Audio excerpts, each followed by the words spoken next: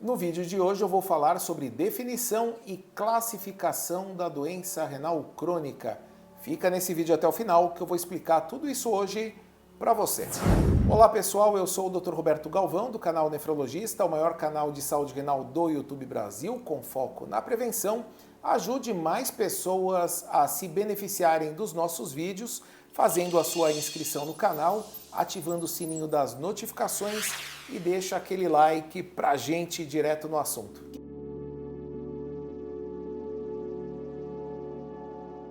O que é a doença renal crônica? Nós temos dois critérios para definir essa situação. A primeira delas são as chamadas alterações renais durante um período de 3 meses ou mais. E quais são essas alterações? São várias alterações que a gente fala muito aqui no canal. Podem ser alterações radiológicas, como doença renal policística, como hidronefrose, ou ainda cicatrizes renais, atrofia renal, aqueles rins de tamanhos diminuídos vistos ao ultrassom. Nós ainda temos alterações dos exames de urina, como a albuminúria ou a proteinúria. Nós ainda temos hematúria e presença de cilindros na urina. Então, exame de urina alterado durante um período de 3 meses ou mais, ultrassom alterado durante um período de 3 meses ou mais, é uma doença renal crônica. E até mesmo a biópsia renal é levada em consideração, aquela doença que já está em acompanhamento há pelo menos 3 meses, cuja biópsia mostra algum tipo de alteração renal, também entra na classificação de doença renal crônica. E o segundo critério é uma queda na taxa de filtração glomerular para um valor abaixo de 60 ml por minuto, e nós ainda temos a combinação desses dois critérios.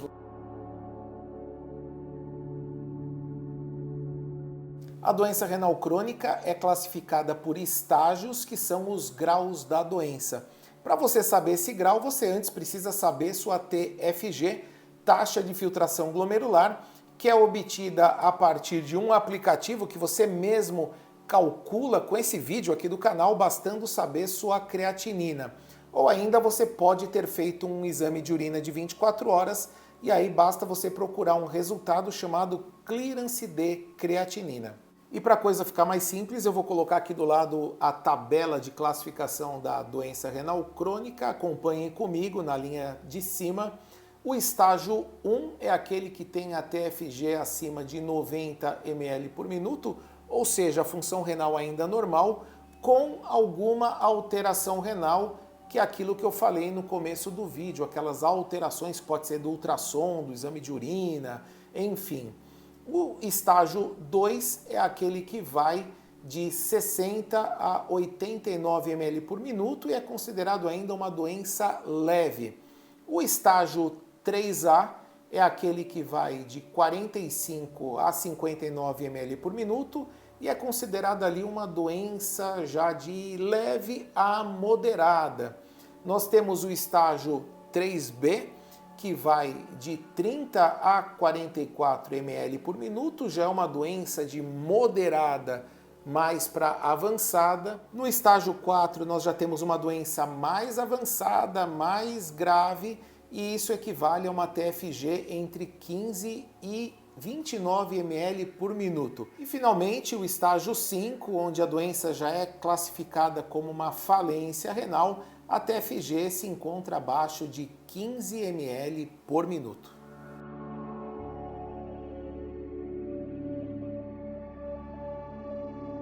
Esta é uma das grandes questões do canal. O que você deve fazer quando tem um diagnóstico de doença renal crônica? Em primeiro lugar, manter a calma e consultar um especialista em rins, no caso, um médico nefrologista, antes de tudo, para confirmar esse diagnóstico. Às vezes você pegou o aplicativo, calculou, fez alguma coisa errada. Às vezes um médico clínico que não tem familiaridade com a nefrologia falou que você era renal e de repente você não se encaixa nos critérios. O nefrologista é o médico que vai fazer essa classificação correta da sua doença. A partir dessa classificação, de uma forma bem resumida, eu vou dizer o que vai acontecer com você. Se você é um paciente do estágio 1 ou estágio 2, que são os estágios mais leves, O tratamento basicamente consiste em tratar a sua doença de base, tratar diabetes, hipertensão, se for uma nefrite, ajustar a imunossupressão, se for cálculo renal, investigação metabólica, tratamento das causas, ajuste dietético, enfim, são medidas de suporte na tentativa de diagnosticar e tratar e retardar a progressão dos estágios da sua doença. À medida que os estágios vão avançando, essas medidas continuam valendo, mas outras medidas vão sendo instituídas. Estágios 3A e 3B são aqueles onde a doença renal, a perda da capacidade filtrativa dos rins, vai levando a outras alterações. Então, o paciente nessa fase pode ter mais inchaços, mais dificuldade para controlar a pressão, pode ter algum grau de desnutrição, anemia, alteração do fósforo, do potássio, hiperparatiroidismo. Nessa fase é muito importante, nas outras também se for possível, mas no estágio 3A, 3B, é muito importante ter um acompanhamento de uma nutricionista. Tudo isso que eu estou falando até aqui é o chamado tratamento conservador da doença renal crônica, e quando a gente chega no estágio 4, todas as medidas do estágio 1, 2, 3A, 3B continuam valendo, mas a doença começa a se tornar mais agressiva, as coisas começam a se tornar mais difíceis de controlar, e nessa fase nós também, além de intensificarmos as medidas clínicas, a orientação dietética, nutricional e tudo, nós também já começamos a preparar o paciente para um futuro aí de terapia renal substitutiva, diálise peritoneal ou hemodiálise ou ainda o transplante renal. Então todas essas situações futuras, o médico tem que ser ter um pouco de senso de previsão do futuro,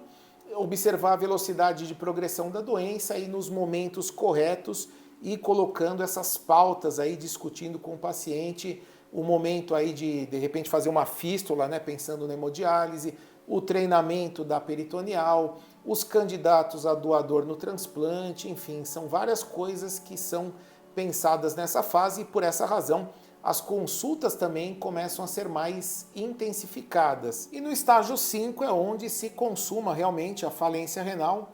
O paciente ele deve entrar numa terapia renal substitutiva, alguns vão escolher hemodiálise, outros vão escolher peritoneal.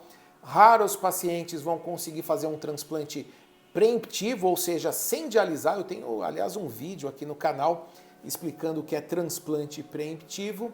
E ainda o paciente, ele pode, alguns poucos conseguem se manter em tratamento conservador durante mais alguns meses. Alguns pacientes que têm uma boa condição clínica, um bom estado físico, um bom estado nutricional, exames fáceis de controlar, podem ainda continuar em conservador durante algum período.